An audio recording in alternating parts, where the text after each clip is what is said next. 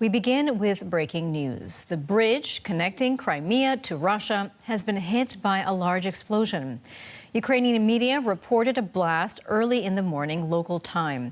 Russian authorities say they're investigating a truck bomb.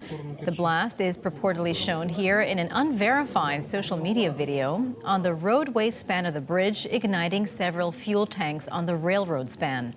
Russian President Vladimir Putin opened the bridge in 2018 after Russia illegally annexed the Ukrainian peninsula. Further unverified videos also appear to show that a section of the bridge has collapsed due to the explosion. DW is no longer able to report from Russia because authorities withdrew our accreditation. So our correspondent, Kilian Bayer, is following the Russian reaction to the incident in Crimea from Rukla in Lithuania. Hello to you, Kilian. So what are you hearing from Russian authorities about this incident? Well, like you said, the National Anti-Terrorist Committee said it was a car bomb. Now, fingers have been quickly pointed at Ukraine. The head of the Crimean parliament, Vladimir Konstantinov, was quick to say that it was indeed Ukrainian vandals who had gotten their bloody hands on the Crimean bridge. He went on to say that the Ukrainians had not managed to build anything in the last 23 years, and now that Ukraine is part of Russia, they are trying to destroy everything that Russia has built. But he went on to say that the bridge was not fully destroyed and would be quickly fixed. Now, according to the Kremlin spokesperson Dmitry Peskov, Putin has been getting reports from the Prime Minister, the Minister of Transportation and the Minister of Emergencies, and is being briefed about the situation. President Vladimir Putin is launching a committee which will investigate the source of the bombing, will look into the bombing. He's also being briefed by different security services like the FSB, which will be on board in this investigation. So we are hearing harsh sounds from Russia, but predictable at this standpoint. Nothing that would be overly surprising. Now, Kilian, what about the residents of Crimea, in particular the pro-Russian population there? What does this attack mean for them? Well, I would say this attack is quite disconcerting for Russians on Crimea. We need to remember that Crimea, during the beginning stage of the war, even though it was a staging ground for the invasion, Crimea was fairly safe. People living there did not really see much of the war in the beginning. Then a few months ago, it started with attacks on military infrastructure in Crimea, like the Russian airbase, which was allegedly hit by drones, by Ukrainian drones. We saw in the following that a bit of panic and people leaving Crimea over this bridge. Now the bridge is destroyed or not functional, and even though Russian authorities are saying they're implementing a ferry service, it will be nowhere near the capabilities that this bridge had of getting people off. So, people are kind of cut off, and this is what this bridge symbolized.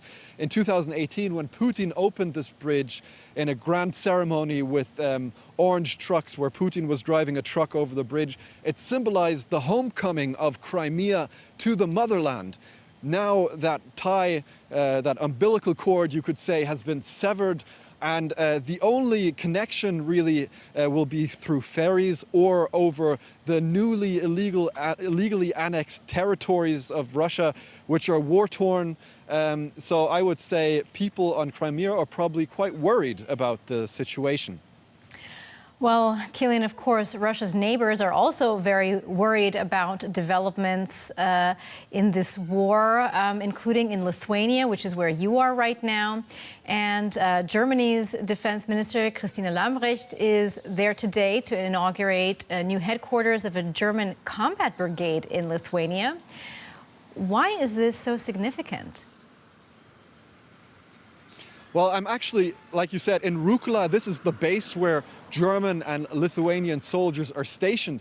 And this day is important because it symbolizes that, Germany is at at Lithuania's side. Germany is here to support them. There have already been 1,600 soldiers stationed here in Lithuania, a German-led combat unit, a German battle group. Now an additional brigade of 2,500 soldiers is coming. The Lithuanians had been calling for an additional combat brigade. All of the Baltic states had been calling for more troops.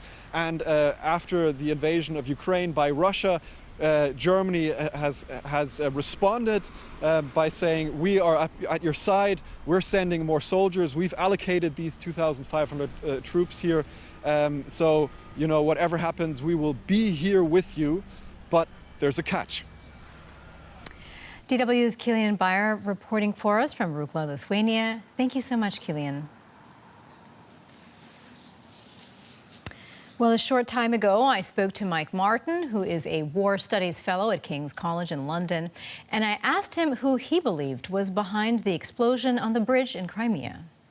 Well, it's almost certainly an attack by the Ukrainian armed forces.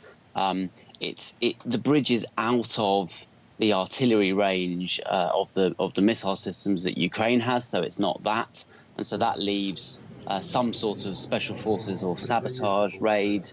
There are only really two options for that. One is the truck bomb that the Russians seem to be talking about. The other is something on a boat. To do that much damage, you need to move significant amounts of explosive into position. So those are your two options, really. But it was absolutely done by the Ukrainian armed forces. And why do you think an attack like this was not stopped by Russian air defenses or some other method of preventing an attack of this scale on that very significant bridge? But you could ask the same question about any number of Ukrainian attacks recently. What we've seen over the last 3-4 months is that the Ukrainians have consistently outthought the Russians, and they've outfought them as well. And so I think most people expected the Kerch Bridge to come under attack, but perhaps later on in the war, perhaps when the Ukrainians had made more advances in the south, or perhaps retaken some territory in Donbass. But actually what the Ukrainians have been very good at is keeping everybody guessing. And so they've clearly decided that there's both symbolic and logistical advantage to dropping the bridge now, and so they've dropped it. The Russians simply weren't expecting it. Now, tell us a bit more about this strategic significance and also the symbolic significance. I mean, how much of a detriment is it going to be to Russia's military effort having this bridge damaged, and what does it do to Russian morale? Great question. So the Russian military relies on railways for a lot of its supplies. There's various historical reasons for that, but it's a very important fact. Now, if we look at the Russians in Crimea and in Kherson, which we've heard a lot about recently, there are only two rail links that move from Russia into that area. And one is on the Kerch Bridge that we've just seen destroyed, and the other one runs just to the north of Melitopol, which is that city in the south on the coast of the Black Sea. And about 2 days ago, the Ukrainians started attacking. The front lines are only about 30 kilometers away. Started attacking with artillery the Russian railway lines there in a place called Tokmak. Now they've dropped the bridge, so the Ukrainians are clearly isolating the Russian forces from their supplies. In terms of symbolism, the digests of Russian TV tonight are going to be absolutely fascinating. This bridge has Putin's name all over it. It's the symbolism of his project. And this comes at a time where there's already been lots of factions maneuvering in Moscow, blaming the military, blaming the Wagner Group, blaming Putin. The blame game has started, and such a symbolic attack by the Ukrainians is only going to accelerate that. Now, you mentioned how important this bridge is for Vladimir Putin personally. And, he has threatened in the past that if the bridge would be targeted by Ukrainian forces, then Kiev would then be a direct target in retaliation. So are we likely to see a direct attack on Kiev now by Russian forces? But Kyiv has been a target throughout the war. It was under direct ground assault for the first 6 weeks of the war and has been under intermittent air and missile attacks since then. Over the last month or so, we've seen the introduction of Russian suicide drones in cities like Odessa. I don't see how attacking this bridge is going to change the Russian attacks on places like Kyiv. And anyway, the way we should view attacks on civilians or on cities is of Russian impotence. In military terms, attacking civilians is A, illegal, and B, doesn't help you in your military effort. You should be attacking your opponent's military forces. So I don't think this is going to have a great effect on what Russia's going to do. It's another empty threat from Putin. That was Mike Martin, War Studies Fellow at King's College in London. Mike, thank you so much for all of your insights. Thank you.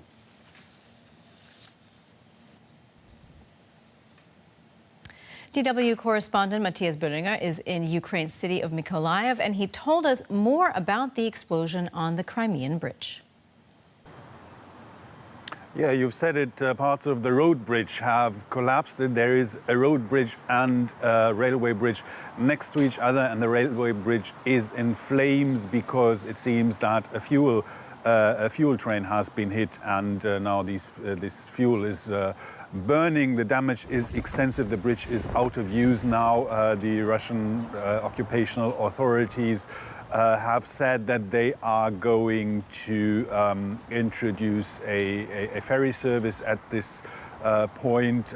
Crimea is basically cut off from the Russian mainland via this route. There is, of course, still the so-called land bridge, the territories that Russia has conquered in the past few months that connected to Russia, but this is quite a severe damage, and the consequences will probably be felt throughout this war.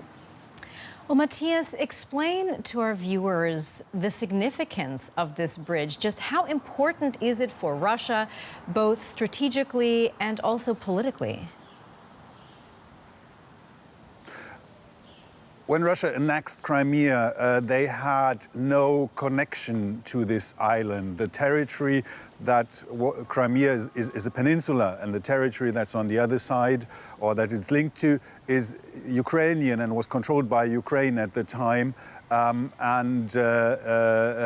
This bridge was the main supply route to Crimea. It's also been the main supply route for military equipment in this war, that military equipment that was going to the southern front.